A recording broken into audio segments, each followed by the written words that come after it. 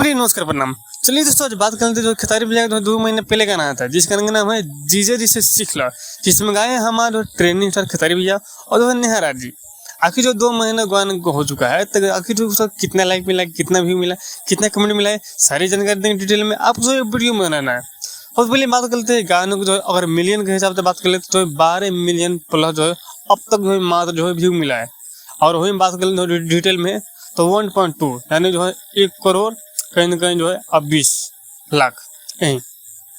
और बात करें तो उसका लाइक जो है कहीं 2.2 लाख यानी जो है 2,20,000 जो है अब तक तो कहीं ना कहीं जो उसका जो है लाइक मिल चुका है और कमेंट भी आता कैसे मिला है।